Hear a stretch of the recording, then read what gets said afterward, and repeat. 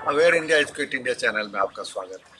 अभी मैंने एक वीडियो शूट किया ही था। मौसम बहुत अच्छा हो रहा है तो मैंने सोचा क्यों ना आज ही एक और वीडियो इसका आगे का हिस्सा भी मैं शूट कर लूँ। बेशक उसको मैं अगले एपिसोड में डालूंगा, मतलब क्योंकि बंदर राज की शुरुआत तक की जो बंदर की रणनीति, ये सब चीज़ों को मैं बता पाऊँ। अब आगे अब वीडियो शूट करने के बाद देखूँगा। कल तो माइक की दिक्कत की वजह से मैंने शूट ही नहीं किया था, तो इसलिए आज मैं कोशिश कर रहा हूँ कि एक पार्ट अभी मैंने कर लिया और काफ़ी लंबा पोएम हुआ, लेकिन आप देखेंगे तो उसमें एक आपको भारत का एक लोकतंत्र का और राजतंत्र से लेकर हर चीज़ों की तस्वीर नजर आएगी। अभी तक आपने देखा कि चिड़ियों के लिए बाज जो है और नए लोकतंत्र का नया मॉडल जो आया हुआ है, जिसकी बंदर ने सिफारिश की कि ऐसा ऐसा हम करते हैं। उसके आगे हम देखते हैं कि आगे क्या है। मैं कोशिश करूँगा कि केवल पोम को ही पढूं, जहाँ पे मुझे लगेगा कि हाँ इसको एक्सप्लेन करना है वो करूँगा। अदरवाइज मेन मकसद यही है कि जिस तरीके से लोकतंत्र को सफल बनाने में लोगों की अवेयरनेस होनी चाहिए, तो लोगों को अवेयर करने का ही मोटिव है। तो मैं आगे अब, क्योंकि अब बंदर की रणनीति है उसको देखते हैं। अगर आप पीछे का नहीं देखा हुआ तो आप पिछला एपिसोड देख लेंगे, अदरवाइज मैं इसको मर्ज भी कर सकता हूँ वैसे भी, लेकिन कोशिश कर रहा हूँ कि मैं इसको अलग में ही डालूंगा। अब बंदर सब कुछ समझ रहा था, सबका साथ सबका स्वार्थ का नारा था। बब्बर शेर की सत्ता में बोले, बाघ व चीते पे कहाँ कोई चारा था, है ना। अब यहाँ सबका साथ सबका स्वार्थ का नारा था। आपको बड़ा मजा आएगा अगले एपिसोड में। धीरे धीरे आप खुद कई चीजों को एसोसिएट कर पाएंगे, है ना। कैरेक्टर्स भी नए नए अब इंट्रोड्यूस होने वाले हैं। आंदोलन की सबने कस्में खाई, उनके स्वार्थ ने उनको जोड़ दिया। बब्बर शेर की दहशत थी इतनी, बंदर को भूखे शेर के समक्ष छोड़ दिया। बंदर ने महाराज से माफी मांगी, आंदोलनकारियों को पुनः समझाना होगा। लेफ्ट व राइट का संगम होगा, सभी को मुख्य धारा में लाना होगा। अब देखिए, लेफ्ट एंड राइट कहते हैं ना, लेफ्टिस्ट है वो। आजकल एक नया सा कोड बन गया, किसी को भी कुछ भी हो जाए तो नक्सलाइट है, लेफ्टिस्ट है। अगर कोई अपने हक की बात कर रहा है तो भाई ये तो नक्सलाइट है ना। पढ़ा लिखा तबका ऐसी कर रहा है तो नक्सलाइट है। कोई और है तो लेफ्ट विचारधारा है। ये विचारधाराएं कभी गलत नहीं होती, है ना। हर विचारों में कहीं ना कहीं अच्छाइयाँ होती है, हमें उसको ढूंढने की कोशिश करनी चाहिए। अगर देश अमीर हो गया है तो हम उस अमीर होने के साथ साथ देश के लोग अमीर होने चाहिए। ऐसा नहीं कि उसके 5 लोगों की इकोनॉमी बढ़ गई उससे देश की इकोनॉमी बढ़ गई, नहीं, बिल्कुल नहीं। मैंने अभी पिछले एक एपिसोड में बोला भी था कि 2011 में भारत थर्ड इकोनॉमी बन चुकी है। आप उठाकर इंटरनेट पे, गूगल पे, सब पे देख सकते हैं। वो भी मैं वर्ल्ड बैंक का डाटा कह रहा हूँ। लेकिन उसके बाद फिर हम नीचे आए, क्योंकि ऐसे माहौल बनने लगे और काफ़ी राजनीतिक अस्थिरता का माहौल धीरे धीरे आने लग गया था। और उसके बाद आज हम फिर बात कर रहे हैं कि पांचवी अर्थव्यवस्था, जैसे कि हम मार्केटिंग नहीं की गई, है ना। आज मार्केटिंग होने लग गई हर चीज़ों की। मीडिया, पहले ऐसा नहीं था। पहले मीडिया प्रश्न, निर्भया कांड में देखिए कितने प्रश्न उठाए गए, कितनी कैंडल मार्च किए गए, कितनी बार मीडिया ने धिक्कारा सत्तासीन को। और आज हाथरस से लेकर जो है BHU कांड में जो हुआ, वो बताओ, चुनाव कैंपेनिंग करने के लिए MP चले गए, भेजा गया, और सत्ता इस पे प्रश्न नहीं उठा रहा। चलो सत्ता क्यों उठाएगा, विपक्ष नहीं उठा रहा। वो चलो उठा भी रहा है तो उसकी आवाज़ नहीं पहुंच रही। लेकिन मीडिया क्या कर रहा है, मीडिया पे तो इसको बहस करनी चाहिए। तो ऐसी कई चीज़ें हैं कि कहने के लिए थोड़ा होता है कि बहुत हुआ नारी पे वार, अब की बार ये सरकार वो सरकार, वो दिखना चाहिए, व्यक्तित्व में वो चीज़ें नजर आनी चाहिए। तो अब देखिए, यहाँ पे सबका स्वार्थ सबका साथ का नारा है। आपको बहुत मजा आने वाला है इस वाले पोएम में। बंदर ने महाराज से माफी मांगी, आंदोलनकारियों को पुनः समझाना होगा। लेफ्ट और राइट का संगम होगा, सभी को मुख्य धारा में लाना होगा। कुछ को लालच देकर बात बनेगी, कुछ को महाराज के नाम से डराऊंगा। लोकतंत्र में धन बल की ताकत, उनको उनकी भाषा में समझाऊंगा। बंदर अभी महाराज को कह रहे हैं, किसको, बब्बर शेर को। यानी कि कहा ना, बड़े बड़े लोगों को सेट किया है, भालू को किया, रीछ को किया, अब सबको सेट करने की कोशिश की जा रही है। लोकतंत्र में जंगल राज का, सबको अपना अपना है फायदा। ज्यादा ताकतवर कमजोर को खाता, प्रकृति का भी यही है कायदा, है ना। ये कह रहा है कि प्रकृति का कायदा भी तो यही है कि ज्यादा ताकतवर कमजोर को खाता है। जाहिल जानवरों को सिर्फ भोजन चाहिए, वो तो वैसे ही भी उन्हें मिल जाएगा। दरबारी ही चुनाव जीतकर मंत्री बनेंगे, लोकतंत्र में जंगल राज का फूल खिल जाएगा। अब देखिए, यहाँ पे मैं ये लाइनें सब मैं बता रहा हूँ पहले की लिखी, मुझे अभी बहुत खुशी भी होती है कि देखो मैंने वो चीज़ों को पहले ही देखा, है ना। और जानवरों को सिर्फ भोजन चाहिए, है ना। तो भोजन की बात हो रही, यानी कि 5 केजी अनाज दे दो, वो फ्री हो जाएंगे। उनको लगा 5 केजी अनाज के बदले अगर उनको अपने फसल की कीमत ही सही मिल जाती, सपोज करिए कि अगर हम टमाटर की बात कर रहे हो, 5 रुपये केजी बेचने के लिए मजबूर हो गए, और बाद में वही पर उन्हीं के बच्चे अगर वहाँ पे रह रहे, शहर में रह रहे हो, 50 रुपये खरीद रहे, तो वो टमाटर का क्या भाव मिला उसको? कुछ नहीं मिला। उससे बढ़िया तो कॉरपोरेट की दखल अंदाजी नहीं रहती, उसको सही रेट मिल जाता, वो ज़्यादा फायदेमंद था। अगर एक किसान ने अपने खेत में जो खाद है, बीज है डाला, उस पर टैक्स लग गया, उसमें उसने 5,000 रुपये एक्स्ट्रा सरकार को दे दिए, है ना। 10,000 रुपये उसने डीजल, और उसमें पेट्रोल, डीजल के बिना तो ट्रैक्टर की खेतों की जुताई नहीं होती, उसमें दे दिए। अब वो जो पैसा उसने एक्स्ट्रा दे दिया, उसमें से एक हिस्सा 1,000 रुपये दे दिया, वो डायरेक्ट के रूप में। इनडायरेक्ट तुमने टैक्स ले लिया इतना सारा, और डायरेक्टली दिखा के जनता को बेवकूफ़ बनाया। तो भारत में चल रहा है कि इनडायरेक्टली उनसे इतने पैसे लिए जा रहे हैं, और डायरेक्टली उसका थोड़ा सा हिस्सा डायरेक्ट बेनिफिट के माध्यम से दिया जा रहा है। और वो भी बता दूं कि ये जो है 2013 का, आज बेशक कांग्रेस ने 2013 में इसको शुरुआत की थी। ये बात अलग है कि उसके बाद अब धीरे धीरे इंटरनेट और सीधे बढ़ी है, लेकिन ये नहीं है कि इसका क्रेडिट किसी एक को जाता है ना, ये सबको जाता है। तो ये डायरेक्ट बेनिफिट और इनडायरेक्ट चीज़ों को समझना होगा कि हम कॉरपोरेट को हद से ज़्यादा लाभ दे रहे हैं, जबकि उसका लाभ का बहुत थोड़ा हिस्सा ही किसानों को मिल रहा है। और देश अमीर होता है तो साथ में लोग अमीर होने चाहिए, है ना। ऐसा नहीं कि व्यक्तिवादी सोच है जिसको इंडिविजुअलिज्म कहते हैं, लेकिन नहीं, हर विचारधारा में अच्छाइयाँ हैं, बुराइयाँ हैं। दरबारियों को भी कुछ समझ न आया, ऐसे लोकतंत्र का विरोध किया। इससे जंगल की क्या आग बुझेगी, ऐसे संवादों का अवरोध किया। क्या जंगल की जनता जाहिल, क्या लोकतंत्र सफल हो पाएगा? जिनमें बब्बर शेर व दरबारियों का खौफ, उन्हें तो जंगल राज ही भाएगा। जनता, जैसे कहते हैं ना, आज भी जनता प्रश्न उठाने में बहुत संकोच करती है, पूछती नहीं है। अभी भी वोटर साइलेंट है, पता ही नहीं है ना। लेकिन अंदर वेव करंट दिख रहा है, वो तो रिजल्ट बताएगा कि वो करंट कितना था। जनता भी अब उग्र हुई थी, सत्ता से उनको क्या दरकार। जन आंदोलन है मौसमी विचारधारा, स्वार्थ सिद्धि संग बनती सरकार।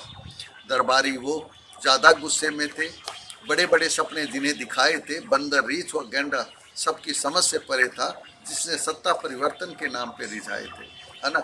ये सब क्यों आए थे? सब सत्ता में कुछ मलाई चाटने आए थे। अब वो लोग सब नाराज थे। विपक्ष व वाद विवाद रास न आते, सत्ता सब जब हो अपनी ताकत के मद में चूर। अच्छा शासक भी निरंकुश हो जाता, जब चाटुकार नजदीक व निंदक हो जाते हैं दूर। अभी बहुत अच्छी लाइन है, इसको समझिए कि जब चाटुकार नजदीक व निंदक हो जाते हैं दूर। कभी भी सत्ता परिवर्तन का सबसे मुख्य पहलू यही है कि जो सच्चे लोग हैं वो दूर हो जाते हैं। इस बार मैं बता रहा हूँ कि मुझे कई सरकार में पहली बार मुझे लगा कि उनकी रणनीति फेल हो रही है, बार बार वो दूसरे प्लेटफॉर्म पे चले जा रहे हैं। इसके पीछे कारण यही है कि चाटुकारिता में जो ज़्यादा लोग थे वो ज़्यादा करीब आ गए हैं, है ना, और जो असली सच्चे लोग थे वो धीरे धीरे दूर होते जा रहे हैं। तभी कोई किसी को भगवान बनाने लग गया, कभी कुछ, और इसका तो नतीजा बाकी रिजल्ट बताएगा। दरबारियों और जनता के शोरगुल में लोकतंत्र का मुद्दा गोल हुआ। दरबार बना था सियासी रण क्षेत्र, जहां हर दरबारी का मोल हुआ। आपसी गतिरोध को बढ़ता देख बब्बर शेर ने सब पे की आंखें लाल। बंदर को सभा से बाहर भेजा, बागी दरबारियों की को आया था काल, है ना। मतलब उस सबको धमका दिया है। अब दरबारियों के ऊंचे बोल, बब्बर शेर का था अपमान। लोमड़ी कैसे मौन रही, क्या यह था उसका सम्मान। दरबारियों को सत्ता का बोझ बताकर बंदर ने महाराज की आंखें खोली। दरबारियों का आपसी संग्राम, महाराज के कान में विष थी गोली। महाराज बोले, मेरे राज्य में अयोग्य दरबारियों की क्या दरकार। क्यों न अपनाए हम लोकतंत्र, जहाँ योग्य दरबारियों संग बने सरकार। अब कहा ना, अब यहाँ बब्बर शेर कह रहा है कि मुझे तो अच्छे दरबारी चाहिए, इसमें कोई दो राय नहीं। और उसको ये भी कहा गया था तुम तो जीत ही जाओगे, है ना। तो ऐसे में अब वो बातें कह रहा है बंदर को भगाने के बाद कि ऐसा क्यों नहीं है कि तुम सारे दरबारी ऐसे ही तो हो जैसा वो बंदर ने बताया। लोमड़ी बोली बड़ी अदब से, मुझे तो साजिश की बू आती है। दरबारियों की लोकतंत्र से ममता क्या महाराज को नहीं सताती है। घर का भेदी लंका डाहे, यह कहावत नहीं पुरानी है। इस मसले के तह में गए बिना लोकतंत्र की पहेली अनसुलझी कहानी है। लोमड़ी बहुत ही दूरदर्शी थी, बंदर की धूर्तता समझ वो पाई थी। लोकतंत्र में जंगल राज हो, बंदर ने ऐसी ही उम्मीद दिखाई थी। बंदर ने क्या कहा था कि लोकतंत्र में जंगल राज होगा। अब लोमड़ी कह रही ये कैसे संभव है ना, कि लोकतंत्र भी होगा जंगल राज भी होगा, दोनों चीजें हैं। तो ये सब चीजों को लेकर वो समझ पा रही थी कि बंदर एक्चुअली अपनी खुद की जो है साझेदारी चाहता है। लोमड़ी बोली, महाराज जी दरबारियों को फिर से बुलाया जाए, तब तक हम लोग भी विचार करेंगे, मध्यस्थ मार्ग ही अपनाया जाए। बब्बर शेर कुछ समझ ना पाया, लोमड़ी को भी डांट दिया। बंदर की योजना किस काम की जिसने आपस में सबको बांट दिया। बब्बर शेर ताकत में चूर, कुछ सुनने को नहीं हुआ तैयार। लोमड़ी ने जितनी अधिक कोशिश की उतना ही बंदर के प्रति प्यार हुआ शुमार। अब बंदर को जो ये उसको तो बब्बर शेर को तो लग रहा था कि जंगल में जय जयकारा होगी, सब उसकी चुनाव प्रचार करेंगे, सब में बंदर का वो होगा, बब्बर शेर का वो होगा, बब्बर शेर के नाम पे वोट मांगे जाएंगे। तो इससे वो काफ़ी खुश था। वो कहते हैं ना कि चापलूसी एक बहुत बड़ा अस्त्र है जो कि उसने इस्तेमाल किया था, इसलिए वो लोमड़ी की बात में नहीं मान रहा। बब्बर शेर बहुत गुस्से में था। आपस में दरबारियों ने क्यों पंजे मारा, जो राजा समक्ष आपस में लड़ पड़े उन्हें बुलाकर क्या लाभ हमारा। अब वो कह रहा है जो मेरे समक्ष ही लड़ पड़े तो उनको क्यों बुलाना, किसी को बुलाने की जरूरत नहीं, अब लोकतंत्र ही लाएंगे। अब एकांत मिलते ही लोमड़ी भागी, बब्बर शेर के चरणों को चाटा, जंगल की शांति को खतरे में बताया, आंदोलन को बताया सबसे बड़ा काटा। माना कि बंदर आंदोलनकारी है, पर भालू व गेंडे क्यों साथ खड़े थे, जब गीदड़ ने भी भभकी दे दी, बाघ चीता व रीछ क्यों मौन पड़े थे। अब लोमड़ी बब्बर शेर को समझा रही है कि माना कि बंदर तो आंदोलनकारी है, लेकिन भालू और गेंडे क्यों साथ खड़े। भालू था, गेंडा था, रीछ थे, ये लोग मौन क्यों थे। यानी कि वो समझाने की कोशिश कर रही है कि यही कहीं ना कहीं साजिश है, आपस में आपके खिलाफ साजिश रची जा रही है। लेकिन बब्बर शेर को तो समझ में आना नहीं। सत्ता में जो होते हैं वो कभी भी इतने ज़्यादा ओवर कॉन्फिडेंस में चले जाते हैं। मैंने कहा ना पॉलिटिकली सटायर है ये, तो कई चीज़ों को बताने की कोशिश की है, और ये हकीकत में मुझे नहीं पता ये मेरी कितनी ज़्यादा फेवरेट होगी, लेकिन जो चीज़ें हैं मैंने पिक्चराइज करने की कोशिश की है। आंदोलन अगर सफल हो गया तो राजतंत्र का अंत हो जाएगा, अपने दरबारी चुनाव हार गए तो अपना मुकुट गिरवी हो जाएगा। बब्बर शेर को लोमड़ी समझा रही है कि अगर अपने ही दरबारी हार गए, वो तो कह रहा है जिताऊंगा मैं, लेकिन हार गए तो क्या होगा। यानी कि देखा जाए तो सत्ता में वही लोग, अंत में दरबारी को ही वे बना दिया जाता है जो आप लोकतंत्र में देख रहे हैं। दल चाहे कोई भी हो, है ना, जो जिस दल की हवा होती है उसी दल में वो चुनाव लड़ने चले आते हैं, वही दरबारी लोग होते हैं, वही राज दरबारी होते हैं। बंदर से अब हाथ मिलाकर आंदोलन ही अपना हो जाएगा, भक्ति संग शक्ति साथ हुई तो साकार सपना हो पाएगा। बंदर है सत्ता का लोभी, लोकतंत्र से नहीं उसे लगाओ, आंदोलन तो जरिया है सत्ता पाने का, वही देगा अपने साथियों को घाव। बंदर का प्रभावशाली भाषण बब्बर शेर पे पूर्ण रूप से हावी था, उसके विरोध में बोलकर क्या हासिल होता, गहरा षड्यंत्र अवश्यम भावी था। लोमड़ी सबसे ज्यादा चतुर थी सब में, बोली वही जो पिया मन भाए का भाव था। बंदर तो अशांति का नासूर बन चुका, वही शेर जैसा शासक भी गहरा घाव था। बब्बर शेर को जो सुनना था वही लोमड़ी ने बोल दिया, लोकतंत्र की पैरवी भी कर दी, बंदर की बातों में भी शहद घोल दिया। लोमड़ी बोली बंदर की बातों में दम है, चुनाव होने से सब होंगे राजी, पक्ष विपक्ष जब दोनों ही हम हैं, फिर क्या करेगा इसमें काजी। लोमड़ी बोली महाराज जी बंदर का ही विचार है न्यारा, जब लोकतंत्र में भी जंगल राज संभव, फिर क्यों ना हो ये सबको प्यारा। जंगल राज का नाम बदलने से क्या लोकतंत्र आ जाएगा, बब्बर शेर की ही सत्ता होगी और दरबारी ही मंत्री कहलाएगा। बंदर संग अब गुप्त मिलन हो, जिसमें वह सारी योजना बतलाए, लोकतंत्र में जंगल राज कैसे संभव, ऐसा मार्ग हमें समझाए। पहले आपने देखा कि अभी लोमड़ी ने पहले तो कोशिश की कि बब्बर शेर को मनाए, लेकिन बब्बर शेर जब दिखा कि नहीं बंदर के प्रति बहुत ही आसक्त हो चुके, तो लोमड़ी ने भी अपना यू टर्न लिया और कहा ठीक है हमारा इसमें क्या जा रहा है, मैं तो कहीं ना कहीं हो ही जाऊंगा, लेकिन एक बार पहले बंदर से पूरा प्लान समझ लेते हैं। बब्बर शेर ने संदेशा भेजा, बंदर को गुप्त गुफा में बुलवाया। लोमड़ी ने बंदर की योजना पूछी, लोक जंगल तंत्र का मॉडल खुलवाया। बंदर ने अपनी योजना बताई, लोकतंत्र में जंगल राज कैसे आए। जनता ही अगर दरबारियों को चुन ले, इसमें फायदों के उन्हें तर्क चुकाए। अब उसने ये कहा कि दरबारी जो है उन्हीं को हम टिकट देंगे और उन्हीं को हम दोबारा से लोकतंत्र के नाम पर चुन लेंगे। जनता भी राजी हो जाएगी और हमें भी फायदा होगा। अगर शिकारी व शिकार में चुनाव हो, शिकार शिकारी के दर पर कैसे जाए, ऐसा ही होगा लोकतंत्र का मंदिर, जहां मंदिर भक्तों से दूर हो जाए। समझिएगा, ये लाइन बहुत ही मुझे अच्छी लगती है। अगर शिकारी व शिकार में चुनाव हो, शिकारी और शिकार में चुनाव हो, एक तरफ शिकार खड़ा है, एक तरफ शिकारी खड़े हैं, शिकारी शिकार में चुनाव हो, शिकार शिकारी के दर पर कैसे जाए, ऐसा ही होगा लोकतंत्र का मंदिर, जहां मंदिर भक्तों से दूर हो जाए। यानी कि लोकतंत्र का मंदिर ऐसा होगा जहां मंदिर ही भक्तों से दूर हो जाएगा। शिकार और शिकारी आपस में कैसे एक दूसरे के करीब जाएंगे। तो इस तरीके का एक मॉडल का सामने आया। यानी कि देखा जाए ऐसे ऐसे लोगों को टिकट मिल जाती है जिसके खिलाफ बोलने की किसी की हिम्मत ही नहीं होती। चुनाव आयोग का गठन करेंगे, जंगल में भी चुनाव होगा, जीत आपकी निश्चित होगी, आंदोलन से भी बचाव होगा। वोट का सबको मिले अधिकार, जानवरों को कीमत का क्या एहसास, जीत हमारी ही सुनिश्चित होगी, साम दाम रंग भेद सब अपने पास। अब यहाँ देखो, वो बता रहे कि जानवरों को कीमत का क्या एहसास, यानी कि जनता को अपनी वोट की कीमत का एहसास नहीं है, तभी तो इतनी कोशिशों के बावजूद भी वोटिंग नहीं हो रही है। बार बार कहने पे भी वोटिंग क्यों नहीं हो रही?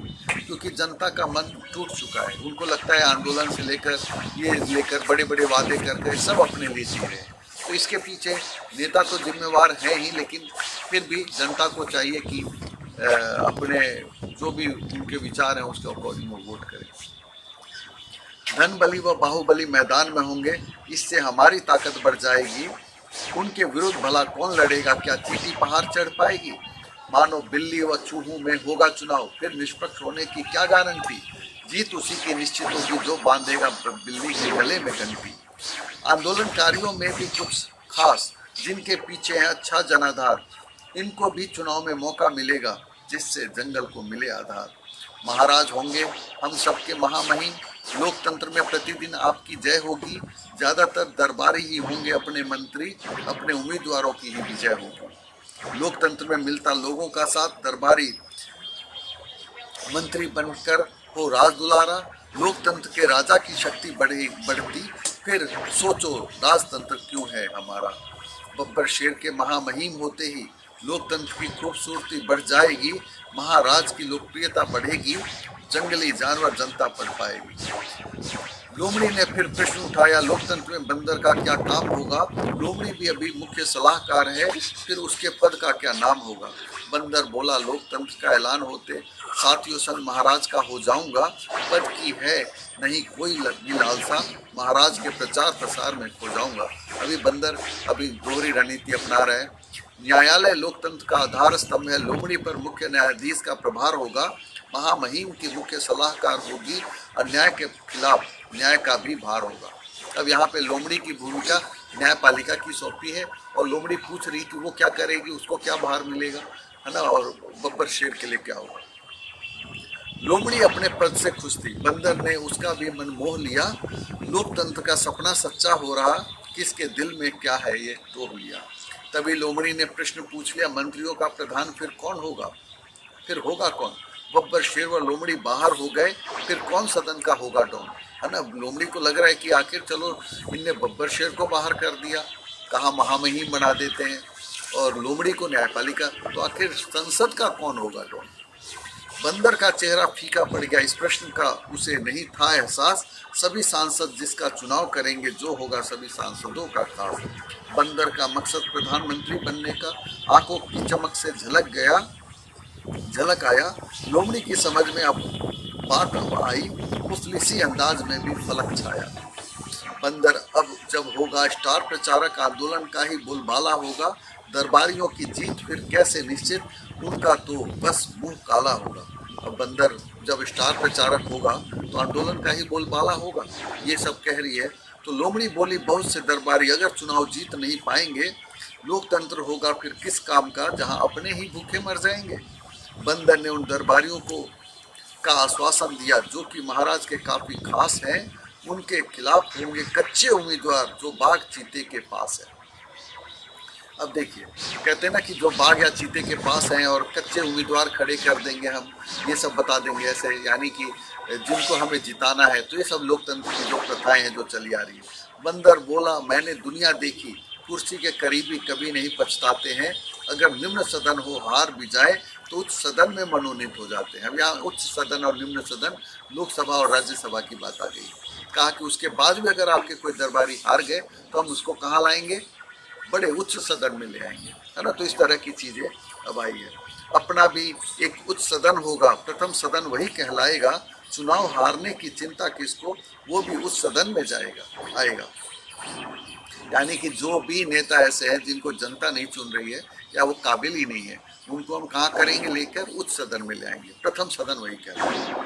महामहिम जंगल के प्रथम नागरिक, दोनों सदनों पर उनका उपकार होगा, महाराज की कितनी गरिमा बढ़ेगी जब चहु दिशाओं में उनका जय जयकार होगा। बब्बर शेर बंदर से प्रभावित हुआ, अपनी महत्ता का भी बखान किया, साथियों संग आने का जिम्मा सौंपा, चुनाव पूर्ण बंदर का इम्तिहान किया। बंदर के जाते ही लोमड़ी बोली, ऐसा कैसे संभव हो पाएगा, अगर आंदोलनकारी हावी हो गए तो लोकतंत्र या बंदर राज में खो जाएगा। अब देखिए, बंदर राज वर्ड पहली बार पॉइंट हुआ है ना। कहा कि अगर लोकतंत्र में अभी लोमड़ी को तो लग रहा है, लेकिन फिर भी लग रहा है कि अगर आंदोलनकारी ही सारे जीत गए तो ये तो बस कहने के लिए राजतंत्र और जंगल राज, ये तो बंदर राज कहलाएगा। लोमड़ी के लिए भी अच्छा था सब कुछ, फिर भी उसे गलत होने का अंदेशा था, आंदोलनकारियों में खास मुखबिर छोड़ा, बंदर के काफी धूर्त होने का संदेशा था। अब उसको ये लग रहा था कि बंदर काफी धूर्त है और ये हमारे साथ मक्कारी न करे, तो उसके बीच में इसने अपने आदमी छोड़ दिए।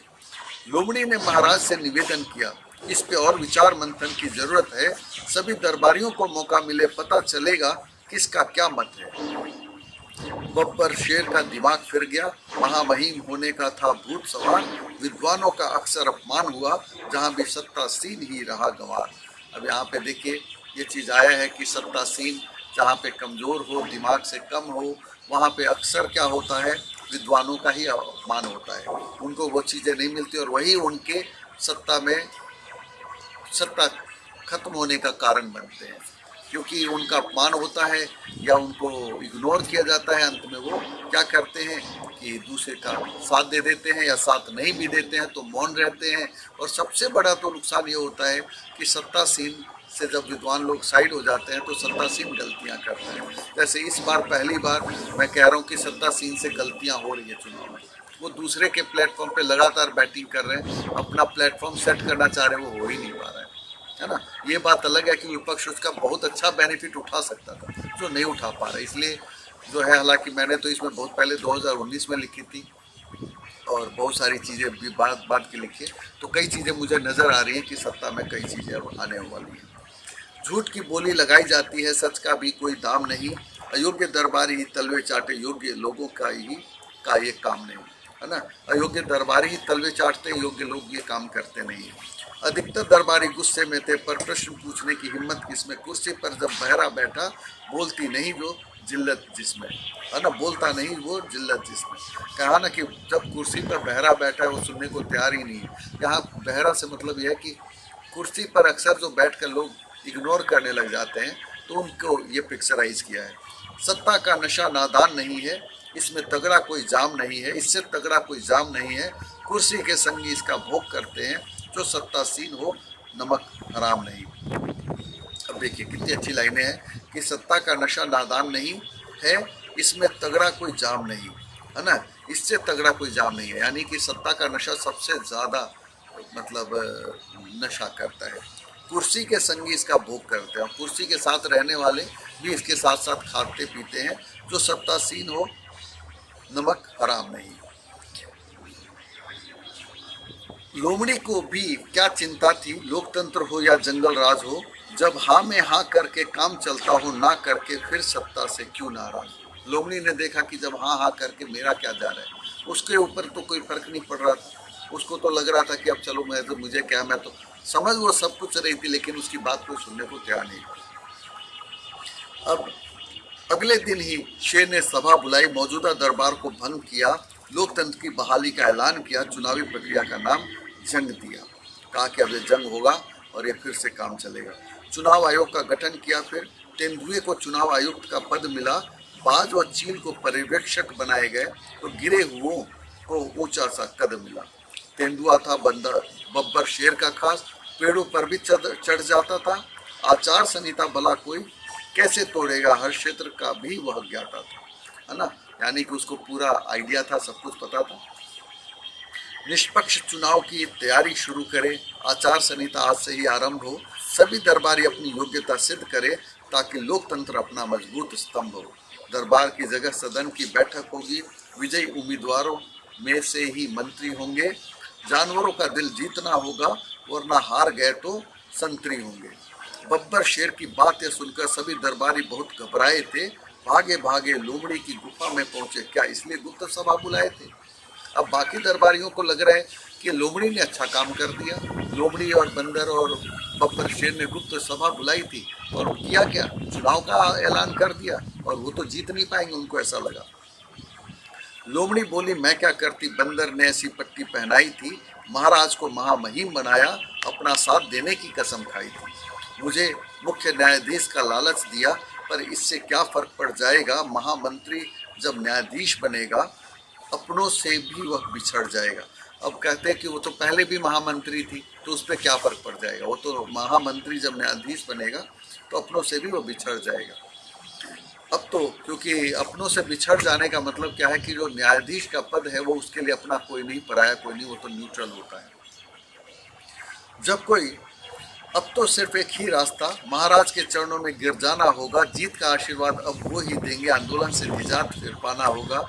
जब कोई अस्त्र काम ना आता, चापलूसी ब्रह्मास्त्र बन जाता है, असंभव भी संभव हो जाता है, जैसे रेत में सोना छन जाता है।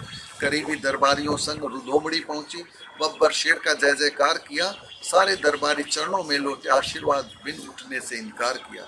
महाराज जी हमारे देवदूत हैं, आपकी महिमा है अपरंपार, एक बार केवल आशीर्वाद दे देते, फिर जीत हार की क्या दरकार, है ना। अब बब्बर शेर से सोच रहे कि अब चापलूसी करके हम चुनाव में लड़ने से बच जाएं, और बब्बर शेर को तो उसने पहले बताया कि योग्य उम्मीदवार तभी मिलेंगे जब चुनाव होगा, फिर जीत सुनिश्चित होगी। बारंबार महाराज की खुशी का क्या ठिकाना, केवल विजय भव ही तो बोलना था। दरबारी जब उसको देवदूत मानते और कोई राज थोड़े ही खोलना था। बब्बर शेर ने सभी के सर पे हाथ रखा, जीत का सबको आशीर्वाद दिया, देवता बनकर बंदर की बात बताई, जैसे बंदर भूमि में उन्होंने खा दिया। बंदर हो चाहे हो कोई और योद्धा, अब सामने नहीं टिक पाएगा, महाराज का आशीर्वाद ही कवच है, हमारा समर्पण भी टिक नहीं पाएगा। बंदर ने आंदोलन को हवा देकर जंगल राज को बदनाम किया है, ऐसे गद्दार के लिए माफी नहीं है जिसने महाराज का अपमान किया है। चुनाव लड़ाकर दरबारियों को हराने की उसकी मंशा है। क्या महाराज राजा के दरबारी अयोग्य, जिन पे देवदूत की अनुकंपा है, वो महाराज को पढ़ा बता रहे हैं कि क्या आपके दरबारी अयोग्य इतने नहीं है? बिल्कुल। लोमड़ी बोली, आशीर्वाद दिया आपने, पर यह तो झूठा पड़ जाएगा। लोकप्रिय बंदर की सुनामी है जंगल में, उसके खिलाफ कौन लड़ पाएगा?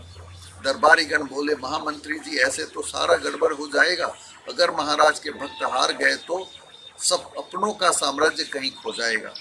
लोमड़ी ने अपनी चिंता बतलाई, भक्तों के लिए संसद कहीं दूर न हो, बंदर के साथियों का बहुमत हुआ तो कहीं महाराज भी अब सामने मजबूर न हो। दरबारियों की चिंता और बढ़ गई, ये कैसे संभव हो पाएगा? बंदर महाराज संग एक ही तट पे क्या पानी पी पाएगा? अब वो बार बार वो बब्बर शेर को समझा रहे कि बंदर की क्या औकात है जो आपके सामने आके खड़ा हो जाए। लेकिन अब देखते हैं आगे क्या होता है। लोमड़ी बोली, महाराज की क्या इज्जत रह जाएगी, बंदर बैठेगा साथ में, उनके पुरखों की ख्याति ढह जाएगी। बंदर बन गया महामंत्री तो आंदोलन की शक्ति बढ़ जाएगी। बब्बर शेर क्या घास चरेगा, चीटी पहाड़ चढ़ जाएगी। महाराज तो शक्तिशाली देवदूत हैं, आपकी तो है बात निराली, बंदर छोटा तुच्छ प्राण है, उसकी तो औकात भी जाली। बब्बर शेर अपनी महिमा सुनकर फूला नहीं समाया था। वही दरबारी चुनाव में होंगे जिन पे महाराज का साया था। महाराज के प्रिय दरबारियों का संसद में भी बोलबाला होगा। किसकी यह जुर्रत जो वोट न देगा, सरेआम उनका मुंह काला होगा। बब्बर शेर की तारीफ इतनी हुई कि खुद को देवदूत समझकर बोल रहा, आंदोलन या बंदर की क्या औकात जो अब तक पेड़ों पर डोल रहा। बंदर की दो बात अगर सुन ली तो क्या वह मेरा प्यारा हो गया। लोकतंत्र का सिर्फ वादा किया है, इसमें क्या नुकसान हमारा हो गया। वैसे भी आंदोलनकारी है उससे खफा, दरबार में भी उससे बगावत की है। उन सबको भी मेरी खबर ये पहुंचाओ, महाराज ने उनकी भी आओ भगत की है। लोमड़ी को महाराज ने आदेश किया, सबको अलग अलग नस्लों में बांट दो, सभी दरबारियों को जिम्मा सौंपो, आंदोलनकारियों को खरीद बिक्री का हाट दो। अब यहाँ पे देखिए, अब दोनों तरफ की रणनीति। अब बब्बर शेर खुद भी कह रहा है कि हाँ ठीक है, दरबारियों को लेकिन ही जिताना है और आंदोलनकारियों को हराना है, तो उनको आपस में बांटने की रणनीति चल रही है। आपस में ही चुनाव लड़ेंगे, आंदोलन सस्ते में बिक जाएगा, हमसे ज्यादा है किसमें ताकत, जो सामने टिक पाएगा। चाहे कोई भी योजना बनाओ, आंदोलनकारियों की ज्यादा जीत ना हो, बातचीत तेंदुआ सब सहयोग करेंगे, बंदर के संग किसी की प्रीत ना हो। अब ये सभी आप संवैधानिक बॉडीज बनाए थे, बाज चील तेंदुआ, ये सब साथ में ये सब बात चल रही है। यही लोकतंत्र की एक जो कमियां है जो सामने है। अगर कहीं कोई दिक्कत हो तो बब्बर शेर के समक्ष उन्हें पेश करो, बंदर को साजिश का एहसास ना हो, सभी आंदोलनकारियों का ही पेश करो। अब देखिए बड़ा ही ट्विस्ट हो गया है कि अब इसमें सभी को आंदोलनकारियों का ही भेज दो, सब आंदोलनकारी बन के आ जाए, सब यानी कि सब जनता के प्रिय बन गए। जंगली जानवरों का कुछ ना सोचो, ना ही खुलेआम उनका शिकार करो, बंदर की माँ से दोस्ती कर लो पर उसके बच्चे का बहिष्कार करो। ये सब राजनीति आई है। लोमड़ी अभेद्य रणनीति बनाए, सभी दरबारियों की जीत सुनिश्चित हो, चील व बाज बंदर पर नजर रखेंगे, ताकि सदन दरबार जैसा निश्चित हो, यानी कि सदन दरबार जैसा निश्चित हो, इस तरीके का दरबार बना देंगे। लोमड़ी इस जिम्मेवारी से खुश थी, बब्बर शेर के आश्वासन ने जोश भरा, दरबारियों की चिंता खत्म हुई थी, सत्ता के नशे ने फिर मदहोश करा।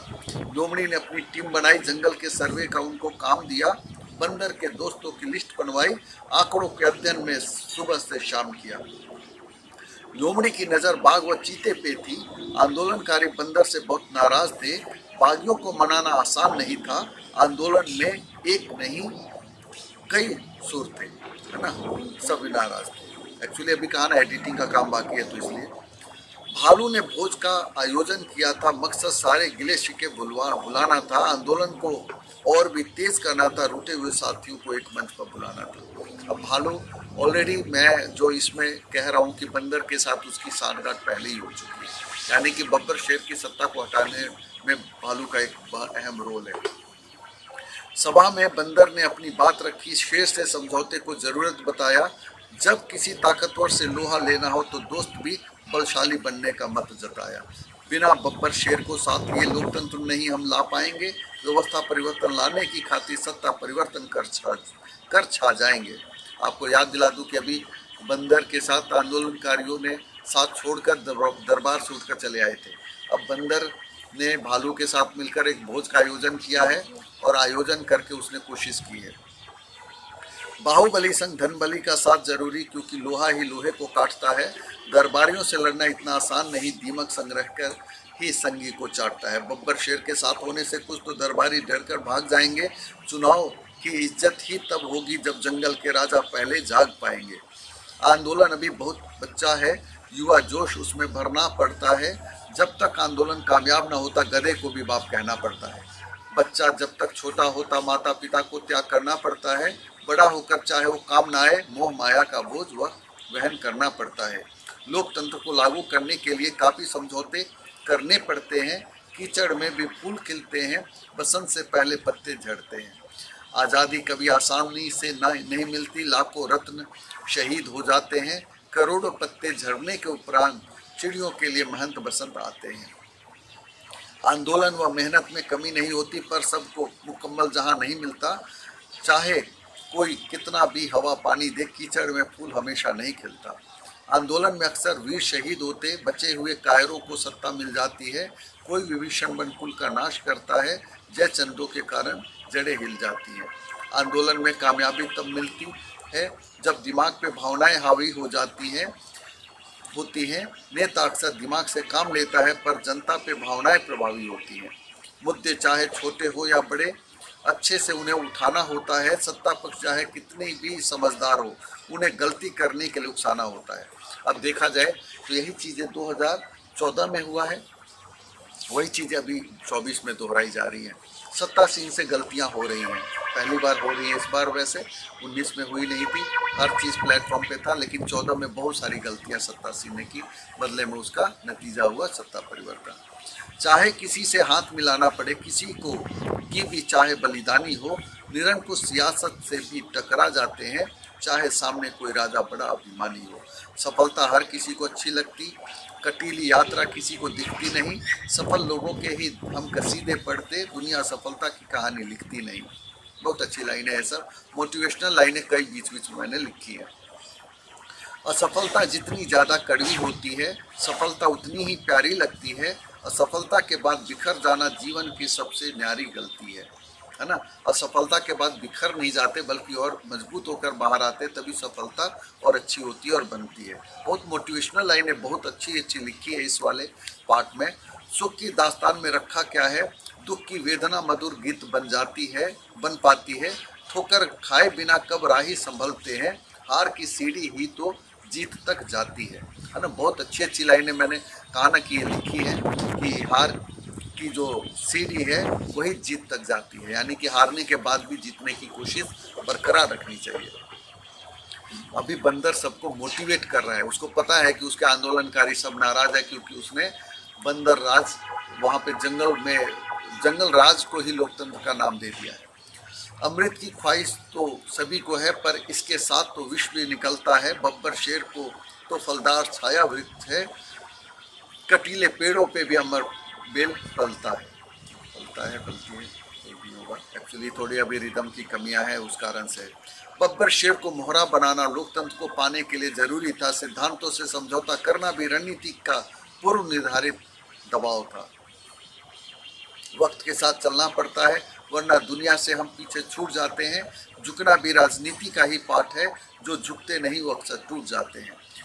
जब थोड़ा झुकने से मकसद पूरा हो तो समझौता करने में कोई दोष नहीं। बिना विचारे लड़ाई में क्या बुद्धिमानी, जब सामने वाला शेर हो खरगोश नहीं।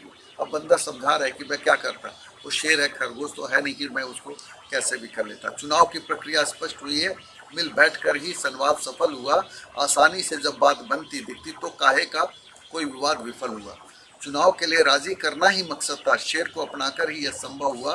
अब तक के सारे आंदोलन असफल हुए, संवाद से संभव असंभव हुआ। सफलता से पहले हार न मानना कामयाबी की पहली व आखिरी शर्त है, पर खुशी बांटते वक्त अपने संग न हो, फिर यह विकास नहीं, यह तो गर्त है।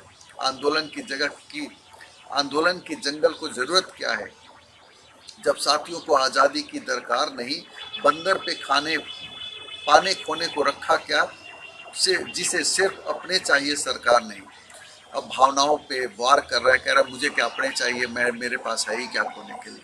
अगर बातों में सच्चाई न हो तो फांसी पे लटका देना सरेआम, फिर कोई आंदोलन कभी न होगा।